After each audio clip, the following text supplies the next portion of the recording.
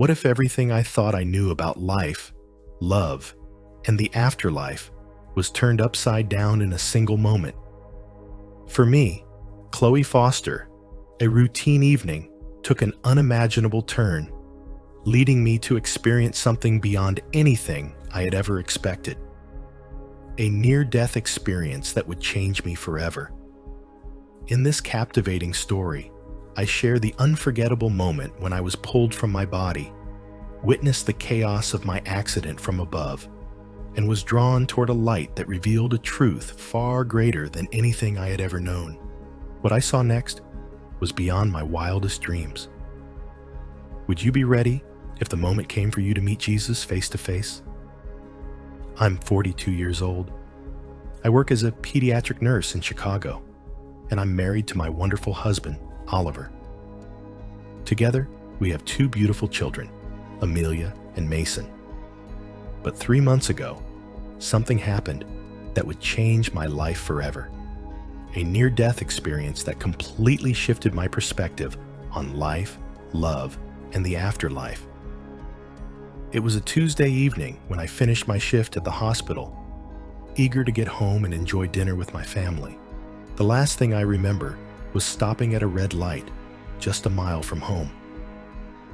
Then, without warning, everything changed. According to witnesses and the police report, a drunk driver blew through the red light and slammed into my car on the driver's side at high speed. The impact was devastating. My car was totaled, and I was trapped inside, unconscious and bleeding heavily. But what happened next was something I never could have prepared for. Suddenly, I had the distinct sensation of floating. It felt like I was no longer bound by my body, weightless, pain-free, and at peace. From above, I watched the scene below me, the wreckage, the flashing lights of emergency vehicles, and the paramedics working desperately to free me from the wreckage. I felt no fear or anxiety. Instead, I was completely calm, detached from the chaos around me. As I continued to drift, I noticed something that took my breath away. A warm, brilliant light above me. It was like nothing I had ever seen before. A glowing, inviting light that seemed to call me toward it, as though it were my true home. The closer I got, the more I felt an overwhelming sense of love, deeper, purer, and more profound than anything I had ever known on earth. It was overwhelming in the best possible way, like being completely embraced by love itself. And then I saw him, Jesus. There he was, standing before me with open arms, his presence radiant and undeniable. His smile was full of kindness and compassion. I can't even begin to describe how beautiful he was. In that moment, I felt as though he was looking at me with complete understanding, recognizing me for who I truly was, flaws, mistakes, and all. I felt adored, completely seen and loved in a way I never thought possible. None of the worries or fears I had on earth mattered anymore. I was home. Jesus welcomed me with open arms, and in that embrace, I felt his love for me more deeply than I ever had before. His presence was so overwhelming, yet calming at the same time. Then, in his soothing yet powerful voice, he spoke to me. "My precious child, I have so much to show you. Come, see what I have planned for you and all those who believe in me." As he took my hand, we were suddenly soaring through the most breathtaking scenery imaginable. We flew above clouds that shimmered like gold and silver, passing over towering mountains and valleys blanketed with flowers and colors I had never even dreamed of. Crystal clear rivers and waterfalls of living light sparkled beneath us, casting an ethereal glow. It was like a utopia beyond description, a place that seemed to exist in a realm beyond our understanding. And as beautiful as this landscape was, it still paled in comparison to what was coming next. We arrived at a vast, radiant city that left me speechless. It was unlike anything I had ever seen on Earth. Immense, flawless, and perfect in every detail. The city was laid out in a precise square, its high walls made of jasper that gleamed like polished glass. There were 12 massive gates, each formed from a single, enormous pearl. The streets were paved with pure gold, so translucent that they looked like crystal. The city's foundations were adorned with every precious stone imaginable: sapphires, emeralds, topaz, amethyst, and many others too beautiful to name. This, Jesus confirmed, was the holy city, Jerusalem, dressed as a bride for her husband, as described in the book of Revelation. He explained that this was the eternal home he had prepared for all who belonged to him. But what captivated me most was the light. Everything in this city shone with a brilliant golden radiance, yet I could not see the sun or any artificial light source. Jesus told me that the light was the very glory of God himself. There were no shadows, no darkness, just pure, warm, welcoming light everywhere I looked. We passed through one of the pearly gates, and I was immediately taken aback by the magnificence around me. The first thing that caught my eye was a grand boulevard that flowed like a main street, but infinitely more beautiful than anything on earth. In the center of this path, there was a crystal clear river running through the heart of the city. Jesus explained that this was the river of the water of life. On either side stood the most majestic trees I had ever seen. The tree of life, with 12 different kinds of fruit, its leaves meant to heal the nations. This vision closely aligned with the biblical description of heaven, and it left me in awe. Jesus led me through the city to what he called the Father's house. However, house felt too small a word to describe what lay before me. It was a massive, majestic complex that seemed to stretch endlessly in every direction. Towering spires, vast courtyards, and countless rooms and halls filled my vision, all constructed with the most precious materials: gold, platinum, crystal, and rare gemstones. Despite its overwhelming grandeur, it wasn't cold or intimidating. It felt strangely familiar, welcoming, and above all, home. Jesus walked me down a long corridor lined with doors on either side. Each step felt like it led me deeper into the heart of a place I had always known, a place I had always longed for. He led me to a door, pausing in front of it with a gentle smile. "This is for you," he said softly before opening it. I stepped inside, and my breath caught in my throat. What lay before me was beyond anything I could have imagined. This wasn't just a room, it was a suite, tailor-made for me. Every single detail was perfect. The colors, the furniture, the artwork on the walls, they were all perfectly suited to my personality and preferences. It felt familiar, yet more magnificent than anything I could have created on my own. Jesus smiled at my awe and told me, "In my Father's house, there are many dwelling places. I have gone to prepare a space for every one of my disciples." I was overwhelmed with the thought that this was my eternal home, a place where I would live forever in perfect communion with God and with all those who believe in him. As I took it all in, I noticed a few things that deeply moved me. On one wall was a picture, an image of moments from my life when I had shown love and charity to others. "These," Jesus explained, "are the treasures you've laid up in heaven through your actions on earth." Then my gaze turned to a shelf full of books. As I looked closer, I realized they were journals, my own prayers, my conversations with God over the years. Jesus gently reminded me, every word you've spoken to the Father in faith is treasured and valued.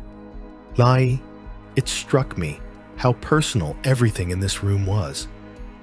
Every single thing seemed to hold deep significance, not only for the life I had lived, but also for the life I would continue to lead in heaven.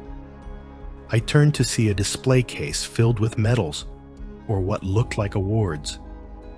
Jesus explained that these were prizes for my faithfulness and obedience. These, he said, are the rewards for the ways you've lived your life, for staying true to your calling. He added that while all believers are equally loved in heaven, our rewards vary depending on how we live out our faith on earth. He then led me to an enormous hall, a vast banquet room unlike anything I had ever seen. The tables stretched as far as the eye could see, seemingly endless. This is where all of God's children will dine together in perfect harmony for eternity, he told me. As we walked through the city, I saw more people than I could ever count. People from every nation, every tribe, and every language, just as described in the Bible. They radiated peace and joy, united in worship and community. Among the crowd, I saw familiar faces. My grandmother, who had passed away when I was a teenager, appeared before me, vibrant and youthful. I also saw a friend from college who had died in a car accident. Both welcomed me warmly, eager for me to join them someday. But, as Jesus gently reminded me, it wasn't yet my time. He looked at me with such affection and explained, I am showing you what awaits those who place their trust in me. Share this hope with others. There is so much more beyond this life. He smiled, proud of me, and said, You've been faithful with what I've entrusted to you. Keep loving others and pointing them to me. Your reward in heaven will be great. I was overwhelmed with a joy and peace I had never experienced before. All my worries and fears melted away, and I knew in that moment that I was loved, that I had purpose, and that the best was yet to come. Jesus gazed at me with such tenderness and said, It's not your time yet. You have more work to do for me on earth. Remember what you've seen and share it with others. With that, he embraced me once again. But then, in an instant, I felt myself being pulled back. The peaceful, joyful reality I had just experienced faded, and I found myself thrust back into my physical body. Pain coursed through me as I was flooded with bright lights and heard urgent voices around me. I had been in a coma for 3 days, and now I was regaining consciousness in the intensive care unit. The shock of returning to this world was overwhelming. Part of me didn't want to leave the tranquility and joy I had just experienced, but another part of me felt more alive than ever, filled with a new sense of purpose. I now viewed life and death through an entirely new lens. Death no longer scared me because I knew what awaited on the other side. But more importantly, I had a deeper appreciation for the value of each day we have on earth. My faith had been strengthened beyond measure. It's one thing to believe in heaven and eternal life, but it's an entirely different experience to witness it firsthand. I am now certain that Jesus is real, that his love for us is limitless, and that he is preparing a glorious future for all who believe in him. As I reflect on this, I know that my testimony will touch many hearts. And as I share the details of what I witnessed, the vastness of the city, the brilliance of its design, the peace that fills every corner, I am in awe. Jesus told me that the city's dimensions were beyond comprehension. stretching miles in every direction, perfectly formed as a perfect cube. It's a place beyond imagination, a glimpse into a future that awaits all who trust in Him. Imagine a city so vast, it stretches from New York to Denver and extends the same distance into the sky. It's almost impossible to grasp its scale. Yet every corner was perfectly organized. Parks, gardens, and stunning buildings filled with creativity and worship were everywhere, all connected by golden streets. The light was eternal, flooding the city with a warm, radiant glow, as if the very atmosphere was alive with God's presence. Jesus explained that this light was God's glory, and there was no night, only flawless, constant daylight. The temperature was perfect, neither hot nor cold, just a comfortable warmth. The air felt fresh and pure, and there was a palpable sense of life everywhere. Plants, waters, and even inanimate objects seemed to hum with divine energy. The city was teeming with people from every nation, dressed in brilliant white robes, all healthy and full of life. There was no illness, aging, or sorrow. Every interaction radiated joy and love, free from fear, distrust, or embarrassment. I saw groups in deep study, creating art, and tending to the parks, all activities done with delight, not obligation. The music of heaven was continuous, a celestial symphony of choirs, instruments, and even the elements themselves, all in perfect harmony, praising God. Jesus showed me that while salvation is a gift, rewards in heaven depend on how we live on earth. He revealed a ceremony where believers received crowns but immediately returned them to Jesus in worship, recognizing that any goodness came from Him. The rewards weren't for grand gestures, but for small acts of love, kindness, and faithfulness. Quiet moments of caring for others, giving without notice, and remaining loyal in prayer. Time in heaven felt different. There was no rush or boredom, just an endless, peaceful flow. Jesus explained that in eternity, we will have infinite time to explore, learn, and deepen our relationship with God. Heaven is a place of constant discovery, where we'll never stop growing in understanding and wonder. We won't know everything, but we'll continue to explore the depths of God's love and creation for eternity. Heaven wasn't static or boring. It was a perfect balance of rest, creativity, and meaningful relationships, all underpinned by a constant awareness of God's presence.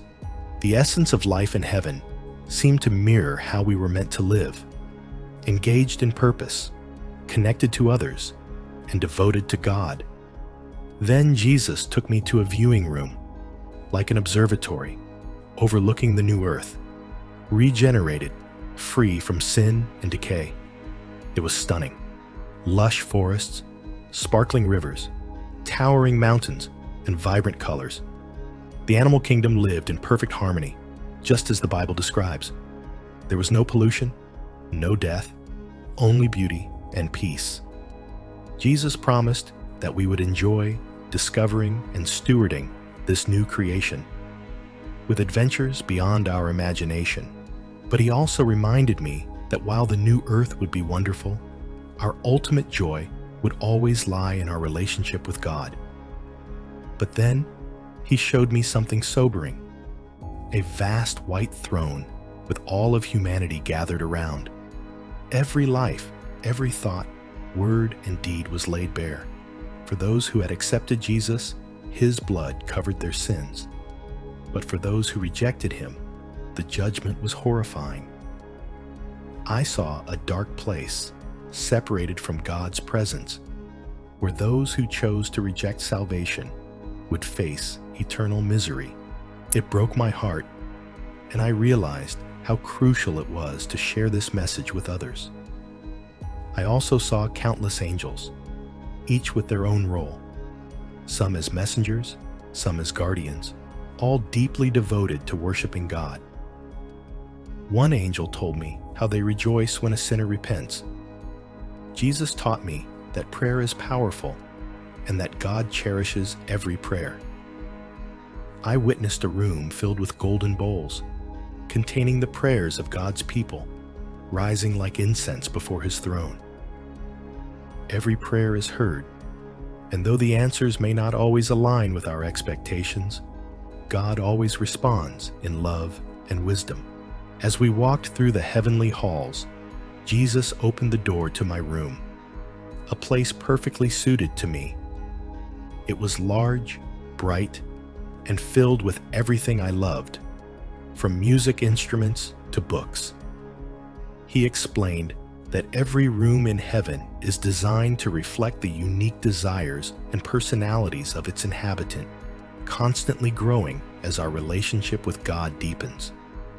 We passed other rooms, each one different, a vast library, an artist's studio, and more.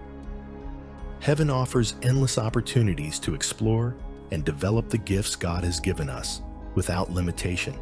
Jesus also took me to a watchtower where I could see Earth from heaven's perspective. Things that seemed so important here were revealed as fleeting, while acts of faith and love shone brightly in heaven's eyes. Jesus taught me that God is deeply involved in our lives, orchestrating even the most chaotic moments toward His ultimate plan of redemption. One powerful truth He shared was the connection between the church on earth and the saints in heaven. They watch us, cheer us on, and are invested in our spiritual journey. This awareness gave me a renewed sense of purpose, urging me to live with eternity in mind. Jesus warned against getting lost in materialism and emphasized the importance of prayer, Bible study, and staying true to the gospel. Since my experience, my focus has shifted. Material success no longer seems as important as loving God and others. I am more intentional about sharing my faith, knowing that Jesus' love is real and transformative. I believe heaven is more magnificent than we can imagine, and it's available to all who trust in Him. I now feel compelled to share this hope with others, because I know, beyond a doubt, that heaven exists, and it is waiting for all who place their faith in Christ. Thank you for your listening.